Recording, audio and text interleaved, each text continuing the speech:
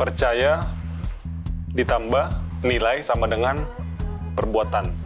Nah, itu kan sama seperti iman tanpa perbuatan adalah hakikatnya mati gitu. Jadi kalau kita tahu bahwa itu adalah sesuatu hal yang baik, tapi kita tidak melakukannya, Alkitab bilang kita berdosa.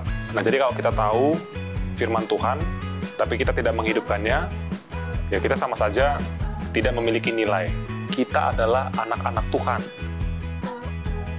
Karena kita anak-anak Tuhan, tentu kita akan menampilkan karakter dari ayah kita.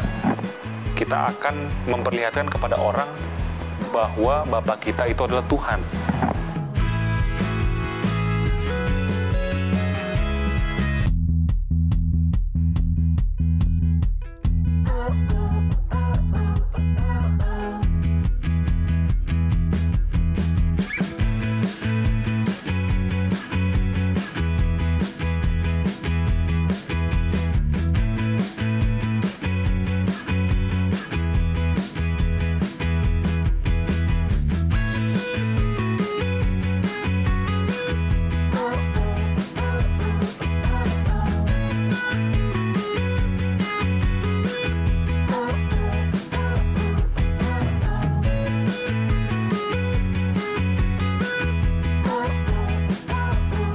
Halo teman-teman Cornerstone dimanapun Anda berada, berjumpa lagi bersama kami di acara program Cornerstone yang dimana judul besarnya adalah Pergi Jauh. Kali ini kita sudah masuk di pelajaran ke-11 yang judulnya Percaya plus Nilai Perbuatan. Perkenalkan, nama saya Erik Marvin Alexander, berjemaat di Depok Timur. Halo teman-teman Cornerstone, perkenalkan nama saya Bella Donawena, sekarang berjemaat di Tumoto Pondok Indah. Nah, di sini di studio ini tidak hanya berdua, kami di sini ada bertiga, dan di sini ada pendeta muda dari Cipanas. Halo, salam pendeta. Halo Erik. Halo sahabat-sahabat teman-teman Hope Channel semua, saya pendeta muda Yesus Tumeyang dari Jemaat Cipanas. Tadi perjalanan gimana pendeta? Wah, dingin, masuk angin. Masuk angin? Iya. Kendaraan naik motor atau? Biasalah naik motor, sampai Bogor kan naik kereta. Oke, kita langsung masuk ke pembelajaran aja ya pendeta. Saya mau nanya pendeta, judulnya kan di sini percaya plus nilai perbuatan. Ini artinya apa pendeta? Percaya ditambah nilai sama dengan perbuatan. Nah, itu kan sama seperti iman tanpa perbuatan adalah hakikatnya mati gitu. Jadi teman-teman Hope Channel, teman-teman Cornerstone semuanya, kalau kita tahu bahwa itu adalah sesuatu hal yang baik, tapi kita tidak melakukannya, Alkitab bilang kita berdosa. Nah, jadi kalau kita tahu firman Tuhan, tapi kita tidak menghidupkannya, ya kita sama saja tidak memiliki nilai. Nah, jadi apa yang kamu tahu, nilai yang terkandung dalamnya itu harus ditunjukkan melalui perbuatan. Jadi itu maksud dari judul sekolah sahabat kita untuk sahabat ini. Oke. Sebelumnya kita harus baca dulu sekilas cahayanya. Dalam setiap usaha, untuk mencapai kelas-kelas yang lebih tinggi, pekerja Allah memerlukan iman yang kuat. Rupanya akan kelihatan menakutkan. Tetapi dalam saat yang paling gelap, ada terang dari atas. Kekuatan mereka yang mengasihi dan melayani Allah akan dibarui dari hari ke hari. Pengertian yang tidak terbatas ditempatkan pada pelayanan mereka, sehingga dalam melaksanakan maksud-maksudnya, mereka tidak akan bersalah. Biarlah pekerja-pekerja ini memegang permulaan kepercayaan mereka dengan teguh sampai kepada akhirnya. Mengingat bahwa terang kebenaran Allah harus bersinar di tengah kegelapan yang menyelubungi dunia ini. Alfa Omega jilid 7 halaman 204. Dan juga di sini ayat intinya terdapat di Efesus 4 ayat 13 dan 14. Sampai kita semua telah mencapai kesatuan iman dan pengetahuan yang benar tentang anak Allah, kedewasaan penuh dan tingkat pertumbuhan yang sesuai dengan kepenuhan Kristus, sehingga kita bukan lagi anak-anak yang diombang-ambingkan oleh rupa-rupa angin pengajaran, oleh permainan palsu manusia dalam kelicikan mereka yang menyesatkan. Jadi di dalam sekelas cahaya ini kita diberitahu bahwa dalam setiap usaha untuk mencapai kelas-kelas yang lebih tinggi, kita harus membutuhkan dengan pekerjaan Allah. Sebenarnya seperti apa sih pendeta pekerjaan Allah yang kita harus buat kepada ke teman-teman di sana, luar sana? Baik, jadi pekerjaan Allah itu kan ada banyak ya jenis-jenisnya ya.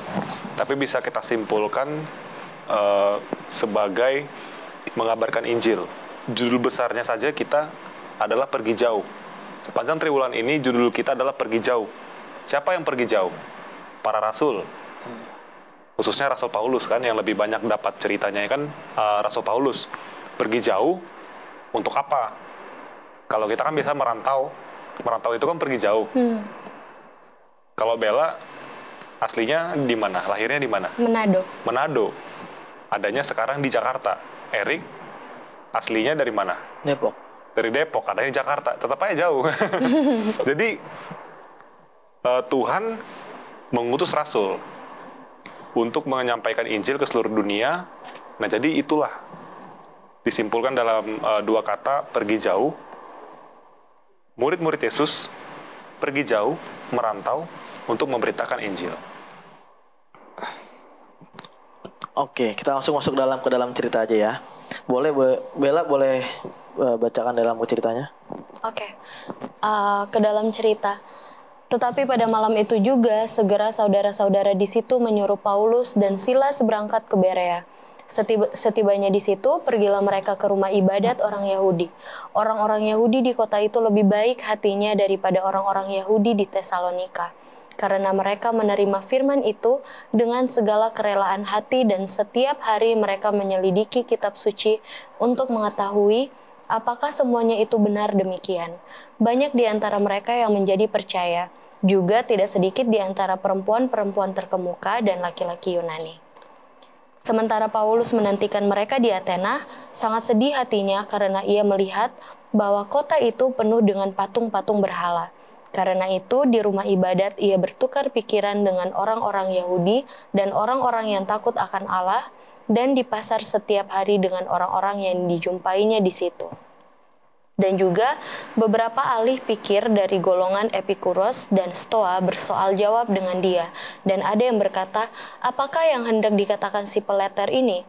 Tetapi yang lain berkata, rupa-rupanya ia adalah pemberita ajaran dewa-dewa asing. Sebab ia memberitakan Injil tentang Yesus dan tentang kebangkitannya. Lalu mereka membawanya menghadap sidang Areopagus dan mengatakan, bolehkah kami tahu ajaran baru mana yang kau ajarkan ini? Sebab engkau mendengarkan kepada kami perkara-perkara yang aneh. Karena itu kami ingin tahu, apakah artinya semua itu? Adapun orang-orang Athena dan orang-orang asing yang tinggal di situ tidak mempunyai waktu untuk sesuatu selain untuk mengatakan atau mendengar segala sesuatu yang baru.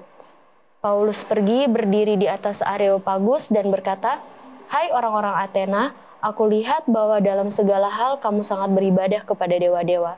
Sebab ketika aku berjalan-jalan di kotamu dan melihat-lihat barang-barang pujaanmu, aku menjumpai juga sebuah mezbah dengan tulisan, kepada Allah yang tidak dikenal, apa yang kamu sembah tanpa mengenalnya, itulah yang kuberitakan kepada kamu.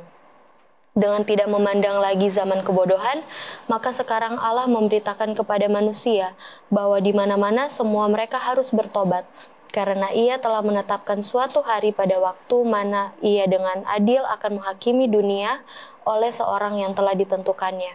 Sesudah ia memberikan kepada semua orang suatu bukti tentang hal itu dengan membangkitkan dia dari antara orang mati. Ketika mereka mendengar tentang kebangkitan orang mati, maka ada yang mengejek dan yang lain berkata, lain kali saja kami mendengar engkau berbicara tentang hal itu. Lalu Paulus pergi meninggalkan mereka. Tetapi beberapa orang laki-laki menggabungkan diri dengan dia dan menjadi percaya. Di antaranya juga Dionysius, anggota majelis Areopagus, dan seorang perempuan bernama Damaris, dan juga orang-orang lain bersama-sama dengan mereka. Oke, thank you Bella. Pendeta, kan di sini Paulus sangat bergumul, ya kan? Betul. Dengan semua berhala yang dilihat yang di kota. Apakah kita menemukan pergumulan kita sendiri? Seperti kayak saya misalnya pergumulan ada banyak macam kan, kayak Bella juga pasti banyak macam pergumulan kan. Misalkan pergumulan dari pergumulan hidup, pergumulan penyakit segala macam, mesti kan pasti ada ya. Di sini apakah Paulus sangat bergumul dengan yang ada di kota tersebut? Ya tentu kalau kita lihat dari ceritanya, Paulus pasti bergumul. Ya kenapa Paulus bergumul? Karena waktu dia menyampaikan Injil ke Berea, kelihatannya lebih mudah. Karena orang Bereanya menerima. Nah ini kan sebuah pergumulan yang dimiliki oleh pengabar Injil. Sama seperti saya dengan senior-senior saya pendeta, kalau misalnya kita berkhotbah, itu mungkin jemaat kayak ngerasa, wah ini khotbahnya bagus gitu ya. Khotbahnya menarik. Terus kalau pendeta ini pasti khotbahnya bagus. Memang sih anggota pasti akan mengidolakan beberapa pembicara tertentu ya. Betul ya. Tetapi seiring anggota itu suka sama pendeta yang satu, sebetulnya semakin sukanya anggota itu, maka itu akan menjadi beban bagi pendeta itu. Artinya kan dia harus membuat sesuatu atau khotbah yang membuat anggotanya makin tertarik gitu kan. Sama seperti pelawak. Kalau pernah nonton gitu ya, dia membawakan dengan seolah-olah serius, tapi kita udah ketawa gitu. Nah kita ngerasa kayak, oh ini lucu nih, saya senang dengan pelawak ini. Tapi kita nggak sadar bahwa si pelawak itu sebetulnya dia stres. Benar nggak? Nah, jadi dalam hidup ini juga kita begitu. Ketika kita ada tahu firman Tuhan, dan makin banyak tahu tentang firman Tuhan, jadi misalnya teman-teman Cornerstone tahu bahwa mencuri itu salah gitu kan. Mencuri itu bukan hanya ngambil barang. Kalau kita waktu kecil kan mencuri cuma ngambil barang, oh itu mencuri.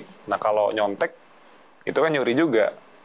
Tapi kan kita nggak tahu, waktu itu kan nggak tahu. Nah, makin bertumbuh, teman-teman Cornerstone makin dewasa, makin ngerti, oh ternyata mencuri itu luas artinya.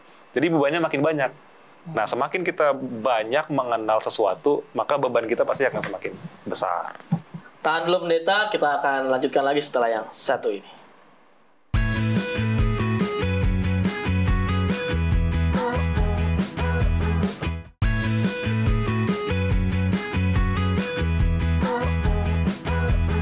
Kembali lagi bersama kami di Cornerstone.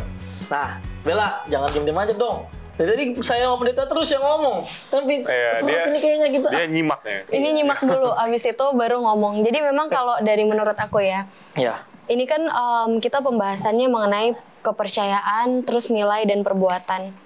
Nah, anak-anak muda zaman sekarang kan kayak kita-kita ini ada dua kepercayaan yang sekarang tuh kayaknya zaman milenial kita lebih memilih ada percaya dari sesuai dengan Alkitab, kepercayaan, atau dari teman-teman. Tapi kan balik lagi, ini semua kan kepercayaan itu dibentuk dari bagaimana kita dibesarkan oleh orang tua, bener dong? Iya. Dan memang kan di saat kayak kita belajar Alkitab, kita ditanamkan Alkitab, pasti kita akan memiliki kepercayaan berdasarkan dari Alkitab.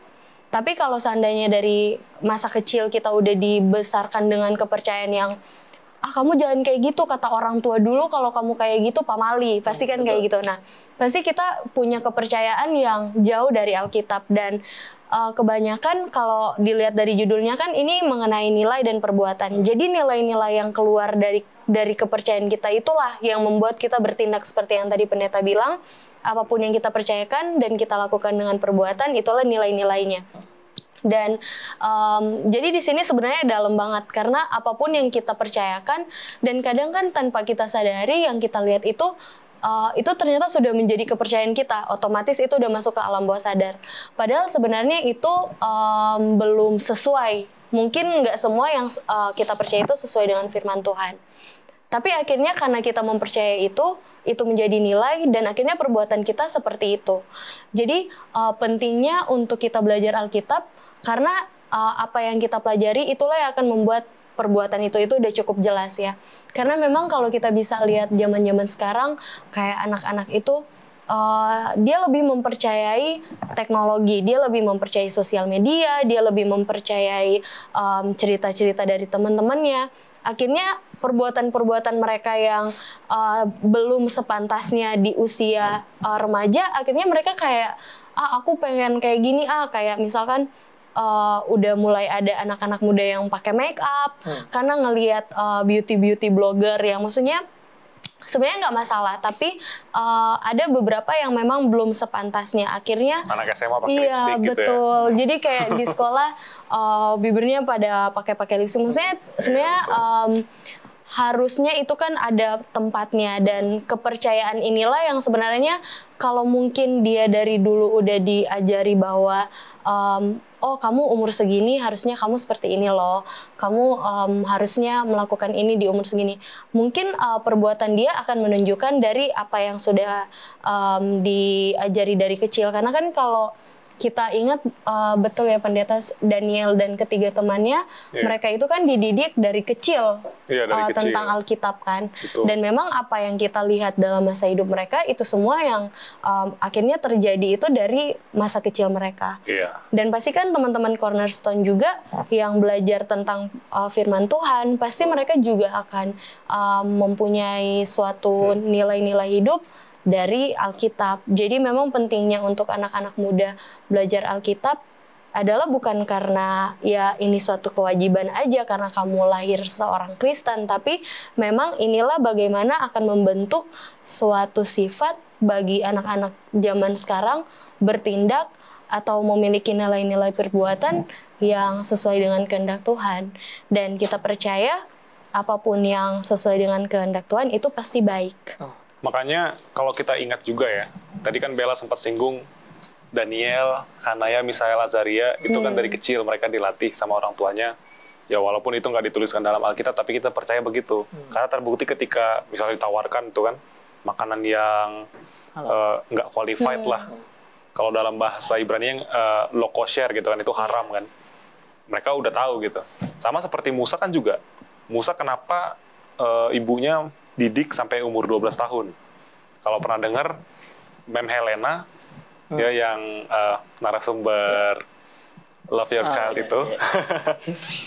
Beliau juga pernah katakan kepada teman-teman juga mungkin kalau ingat anak-anak sampai umur 14 tahun dilarang memegang gadget. Ya, mungkin kontennya dijauhkan atau Facebook. Dan Facebook pun ada requirement gitu kan. Sosial media itu kan ada requirement umur mereka taruh di situ, tapi kan anak-anak yang nipu gitu kan. Nah disitulah sebetulnya peranan orang tua. Ya, jadi walaupun ini program acara Cornerstone, tapi orang tua juga harus nonton. Jadi supaya orang tua tahu gitu kan.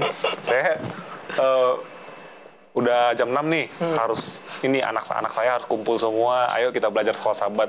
Dan belajar sekolah sahabat kalau kita kan di keluarga-keluarga biasanya kan ikutnya pelajaran dewasa. Padahal di pelajaran kita Cornerstone ini sangat applied untuk mereka yang anak-anak kan. Jadi kayak mungkin kita sering ini ya, yang dewasa ini atau orang tua mungkin sering missnya itu kayak kita nggak ngeh ternyata zaman itu begitu cepat, dan kita harus mengemas bahan-bahan sekolah sahabat atau misalnya aplikasi-aplikasi lain yang menyenangkan visual mereka juga. Jadi mereka visualnya terpuaskan, pesannya dapat. Contoh nih, gadget kan sekarang udah di mana-mana ya. Tentu kalau misalnya membuat konten seperti games dalam Alkitab gitu kan, atau misalnya video yang kreatif, beberapa YouTuber ada sih setahu saya yang membuat konten-konten seperti itu. Nah itu yang diberikan kepada anak-anak. Nah kalau video-video kartun-kartun yang lain kan kayak Bella katakan yang bersifat mistik, terus ngebahas jin, setan lah segala macam. Ya secara nggak langsung kan anak itu kan pasti akan oh gitu. Dan dia kelihatan dari perbuatannya kan, malam-malam mati lampu, teriak-teriak ketakutan. Jangankan anak-anak, kita aja juga mungkin yang seusia kita Masih teman-teman. takut. Iya, ada yang takut kan. Kayak nggak percaya Tuhan. Temenin dong. Itu tempatnya angker gitu. Iya. Bukan kita nggak percaya nggak ada setan gitu. Bukan kita nggak percaya, tapi kan itulah yang kita peroleh waktu kecil. Makanya kenapa kita kembali kepada pembahasan di Sekolah Sahabat di sini, kenapa jemaat di Tesalonika katanya mereka susah nerima pekabaran yang Rasul Paulus sampaikan.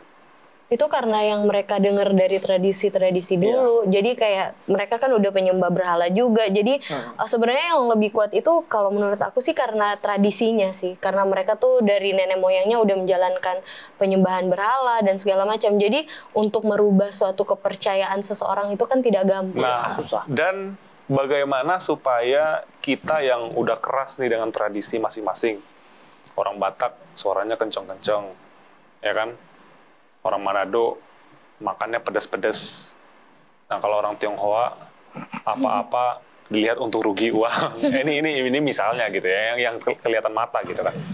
Nah, ketika berbeda dengan hal yang kita biasakan, itu kan pasti akan menjadi apa ya? Gejolak kan, pertentangan dalam hati. Tapi Tuhan sampaikan kepada kita semua. Nah, ini dia, bahwa ketika kita menerima kuasa Roh Kudus, ya, kita kan punya power.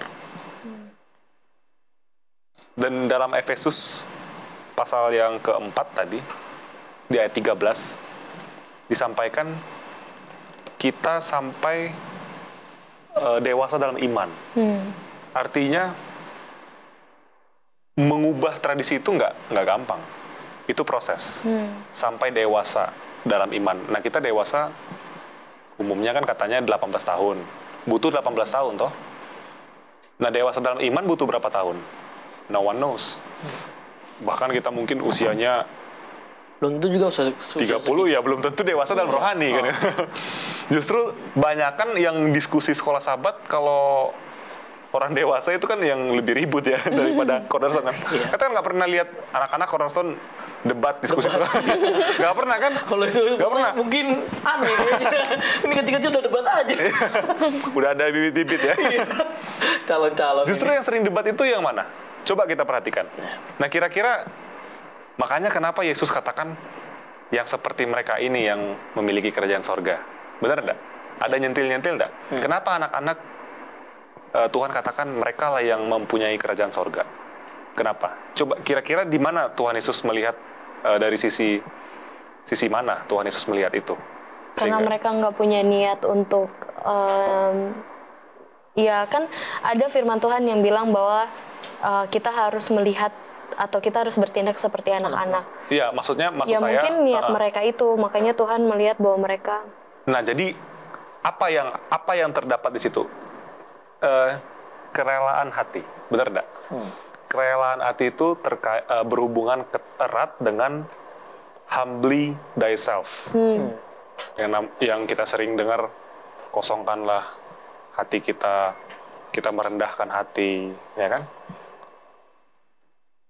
Sekarang pertanyaan nih, kita udah rendah hati belum?